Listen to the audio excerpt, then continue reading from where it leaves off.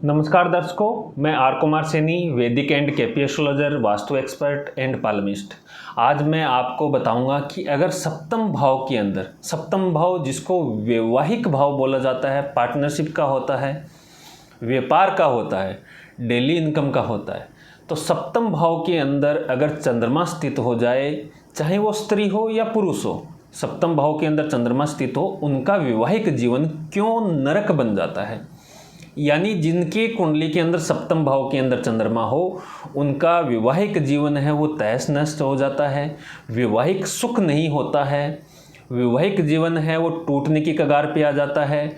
और कई बार रिश्ता होने के अंदर परेशानी आती है और रिश्ता होने के बाद में वैवाहिक सुख है वो नहीं मिलता है।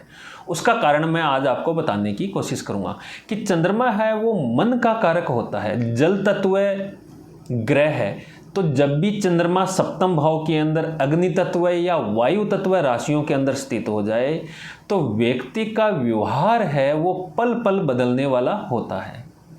यानी चंद्रमा अगर केतु के साथ में या राहु के साथ में सप्तम भाव के अंदर स्थित हो जाएगा तो व्यक्ति का स्वभाव है, पार्टनर का जो व्यवहार है वो पल पल बदलने वाला होगा, सकी माइंडेड होगा, आर्ग्यूमेंट्स करने वाला होगा, बात का बतंगड़ बनाने वाला होगा और किसी भी चीज़ की को वो नहीं समझेगा। यानी व्यर्थ का वाद विवाद करेगा, निरर्थक चीज़ों पे बहसबाजी ज़्यादा करेगा।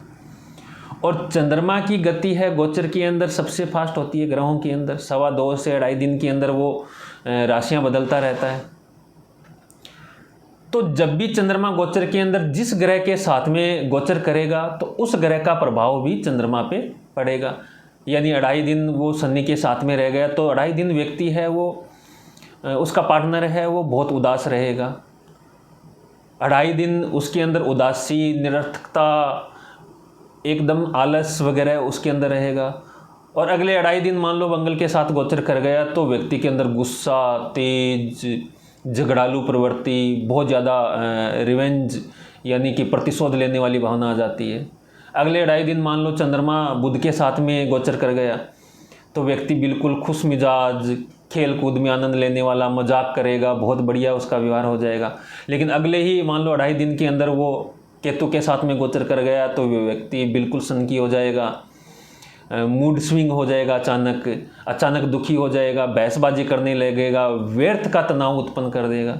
अगले 2.5 दिन मान लो शुक्र के साथ में चला गया तो व्यक्ति फिर वापस बहुत लग्जरी चीज़ों के प्रति आकर्षण होगा, अच्छे कपड़े पहनेगा, बिल्कुल साफ सुथरा रहेगा, बहुत सारी चीज़ों के अंदर वो खुशी ढूंढने की कोशिश करेगा। लेकिन फिर अगले 2.5 दिन मान लो कि चंद्रमा है वो राहु के साथ में गोचर कर गया तो बिल्कुल उसके अंदर झगड़ालू प्रवृत्ति आ जाएगी, सकी माइंडेड हो जाएगा, बात को बतंगड़ बढ़ाएगा। तो व्यक्ति का महीने के अंदर, एक महीने के अंदर 12 बार, यानी 12 बार उसका व्यवहार बदलेगा। चंद्रमा जिस राशि के अंदर जिस ग्रह के साथ में गोचर करेगा उसका व्यवहार भी बिल्कुल उसकी तरह बदलता रहता है। यानी पल पल बदलने वाला व्यवहार उसके पार्टनर का हो जाता है।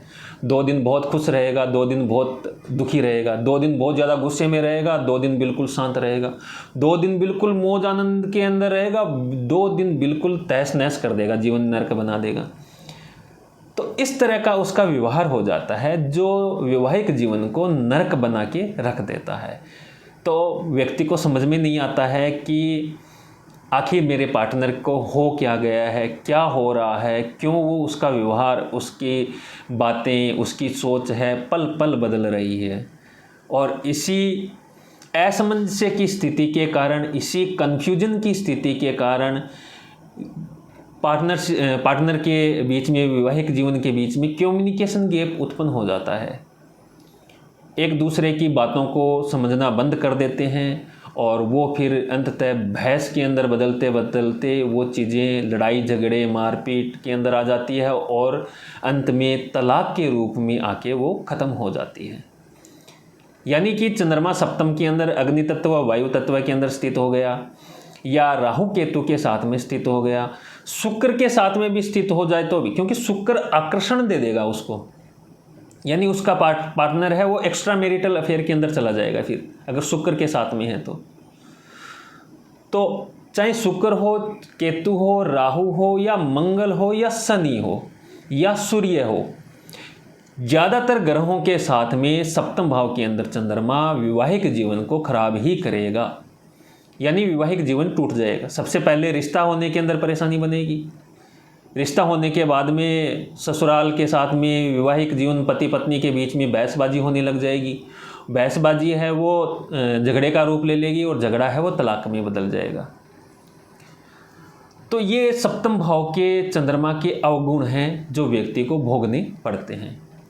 अगर सप्तम भाव के अंदर चंद्रमा शनि के साथ में स्थित हो गया तो पहले तो शादी होने के अंदर देरी करेगा, शादी होने के बाद में वैवाहिक जीवन को शिथिल कर देगा, यानी जो वैवाहिक सुख होता है व्यक्ति को, जो शारीरिक सुख होता है वो व्यक्ति को नहीं लेने देता है। शनि के साथ में स्थित होकर मंगल के साथ में स्थित हो जाएगा तो लड़ाई झगड़े करवाएगा, रोज़ झगड़े होंगे, जो रोज़ लड़ाई झगड़े मारपीट होगी तो वैसे तहस नहस कर देगा जीवन।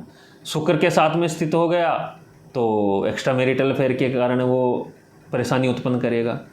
केतु राहु के साथ में हो गया तो व्यक्ति सकी माइंडेड हो जाएगा, बात का बतंगड़ बनाएगा, कहीं की बात को कहाँ पे ले जाके ख़त्म करेगा ये कहना मुश्किल होगा। चंद्रमा राहु या चंद्र केतु सप्तम के अंदर स्थित हो तो सप्तम भाव के अंदर चंद्रमा हो तो व्यर्थ का वाद विवाद शक की माइंडेड होने से बचना चाहिए। आदमी को मूड स्विंग होने से भी बचना चाहिए, वरना वैवाहिक जीवन है वो खराब हो जाएगा। जहाँ तक कोशिश हो सप्तम भाव के अंदर चंद्रमा हो तो उसके साथ में वैवाहिक संबंध स्थापित करने से भी बचना चाहिए। लेकिन बहुत सारे लोगों के सप्तम भाव के अंदर चंद्रमा स्थित होता है तो ऐसा तो है नहीं कि सभी बिना शादी के रह जाएंगे, शादी तो करनी पड़ेगी। लेकिन शादी करने के बाद इन सब चीज़ों को के अंदर आपको बिल्कुल धैर्य रख के चलना पड़ेगा, समझना पड़ेगा कि ये चीज़ें क्यों हो रही है, उसमें गलती किसी की नहीं होती है। जो ग्रहों की स्थिति, जो ग्रह बैठ गया है सप्तम भाव के अंदर, व्यक्ति का नेचर वैसा हो गई, अपन व्यक्ति को दोष देने लग जाते हैं। उसकी भी गलती नहीं है, उसका भी दोष नहीं है, उसको भी पता नहीं है कि ये हो क्यों रहा है, क्या कारण है। तो ये चीज़ें बहुत ध्यान रखने की ज़रूरत है। और अगर आपके सप्तम भाव में चंद्रमा है, आपकी शादी नहीं हो रही है या विवाह के बाद में आप लोगों के बीच में प्रॉब्लम बन रही है, उसका सलूशन चाहते हैं तो आप अपने मेरे दिए हुए नंबरों पे व्हाट्सएप करके अपना अपॉइंटमेंट फिक्स करके अपनी बर्थ डिटेल्स भेज के अपनी प्रेडिक्शन ले सकते हैं।